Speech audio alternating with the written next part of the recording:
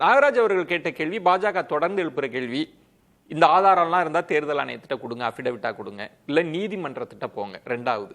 மூணாவது கேள்வி, இப்படிலாம் நாங்க பண்ணோம்னா தமிழ்நாட்டில் எப்படி ஜெயிச்சீங்க, கேரளாவில் எப்படி ஜெயிக்கிறீங்க, அந்த மாநிலங்கள்ல எல்லாம் எப்படி ஜெயிச்சீங்க? இந்த மூன்று விஷயத்தை திரும்ப திரும்ப உங்கள்கிட்ட கேட்கிறேன். வணக்கம். திரு ராகுல் காந்தி அவர்களோட பிரஸ் கான்ஃபரன்ஸ் அவர் பார்த்தாரா என்னன்னே தெரியல. ஏன்னா அவர் எவிடன்ஸோட பேசியிருக்கிறாரு. பொத்தாம்பதுவா இவர் சொன்னார் இல்லையா, அந்த மாதிரி அவர் பேசல. எங்கேருந்து எவிடன்ஸு? ஏதோ எங்கள் காங்கிரஸ் ஆஃபீஸ்லேருந்து தயாரித்த எவிடன்ஸ் இல்லை. இது ஈசியோட வெப்சைட்லேருந்து எடுத்து எலக்டோரல் ரோலை காமிக்கிறார். எல்லா பிரஸ்ஸுக்கு முன்னாடி எலக்டோரல் ரோல், ஹரியானாவோட எலக்டோரல் ரோலில் இருக்கிற குளறுபடிகள்ல தான் வெளிச்ச போட்டு காமிக்கிறாரு.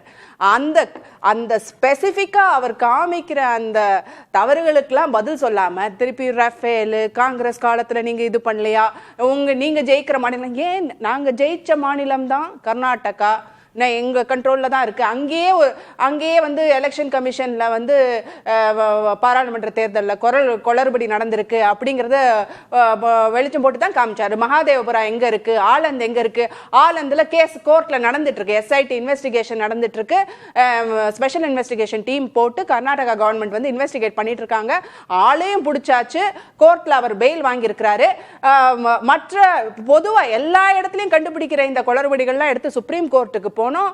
சுப்ரீம் கோர்ட்ல இல்ல என்ன நடந்ததுன்னு எல்லாருக்கும் தெரியும். எலெக்ஷன் நீதி கிடைக்கல. ஏன்னா அவங்க என்ன சொல்றாங்க, யார் மேல புகார், எலெக்ஷன் கமிஷன் மேலதான் புகார்.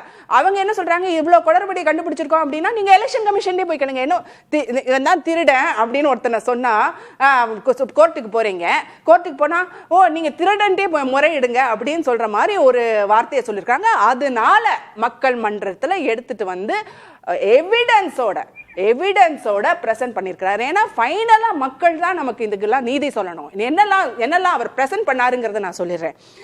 இன்னைக்கு மிக அதிகமா பார்க்கப்பட்ட ஒரு போட்டோ பார்த்தீங்கன்னா, இன்னைக்கு சோஷியல் மீடியா பூரா இருக்கிறது வந்து அந்த பிரசீலியன் அழகியோட போட்டோ.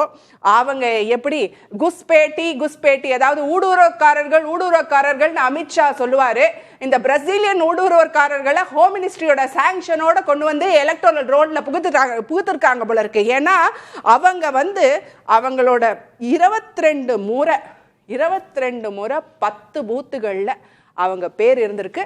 அவங்க ஓட்டு போட்டாங்களா இல்லையா எப்படி தெரியும் அப்படின்னு அடுத்த கேள்வியை சார் கேட்பாரு. அதுக்கு முன்னாடி நான் சொல்லிடுறேன், அதுக்கு தான் நீங்க சிசிடிவி எவிடன்ஸ் கொடுக்கணும்னு சொன்னா அதை கொடுக்க மாட்டேங்கிறீங்களே, அதெல்லாம் டெலீட் பண்ணிட்டோம்னு சொல்றீங்களே. நாங்க எவிடன்ஸ் ஆனா 10 யாரோ ஒரு பிரசீலியன் அழகியோட பேரு 10 பூத்துல இருக்கு, 22 முறை இருக்கு அப்படிங்கிறது இது வந்து ஒரு கிளீன் எலக்டோரல் ரோல். இப்படிதான் இருக்குமா? எல்லாரும் கவலைப்பட வேண்டிய ஒரு விஷயம் தானே. ஏன் இவர் வந்து பிஜேபி காரங்க வந்து எலெக்ஷன் கமிஷனுக்கு சப்ப கட்டுறாங்க அப்படின்னா, இவங்க தானே இந்த வேலையை பண்றாங்க, எலெக்ஷன் கமிஷனோட சேர்ந்து இந்த வேலையை பண்றாங்க அப்படிங்கிற சந்தேகம் மக்களுக்கு வருமா இல்லையா? அவர் எவிடன்ஸை ப்ரொவைட் பண்ணிட்டாரு, மக்கள் பார்க்குறாங்க. இன்னைக்கு சோஷியல் மீடியாவில் இருக்கிற யங்ஸ்டர்ஸ் பார்க்குறாங்க.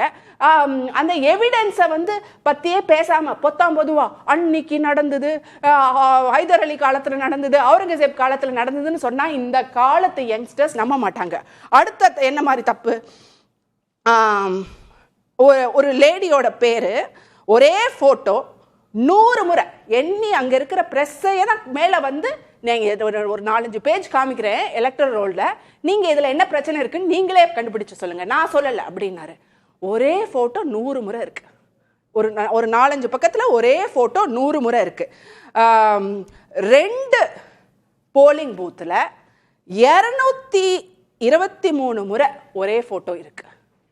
இதெல்லாம் நாங்கள் கொடுக்கறதெல்லாம் சாம்பிள் தான். ஃபைனலாக கன்சாலிடேட்டட் டேட்டாவை சொல்லிடுறேன். Duplicate voters 52,000 and odd. 5,21,000 and odd. Invalid address 93,000 and odd. Bulk voters 19,26,351. இந்த மாதிரி மொத்தமாக கிட்டத்தட்ட 25 லட்சம் ஓட்டர்ஸ் வந்து இன்வேலிட் ஓட்டர்ஸ் இருக்கு. ராகுல் காந்தி என்ன சொல்றாருன்னா, இவங்க பிளேஸ் ஹோல்டர்ஸ், இவங்க மாசா பண்றாங்க. இது வந்து பூத் லெவல்ல நடக்கிற என்ரோல்மெண்டே கிடையாது. பூத் லெவல்ல ஒரு ஆபீசர் வந்து என்ரோல் பண்றாருன்னா இதை விட மாட்டாங்க. இவங்க மாசா ஒரே இடத்துல உட்கார்ந்து இண்டஸ்ட்ரியல் ஸ்கேல்ல ஏதோ ஒரு போட்டோவை போட்டு ஐடி கிரியேட் பண்ணி வச்சுக்கிறாங்க.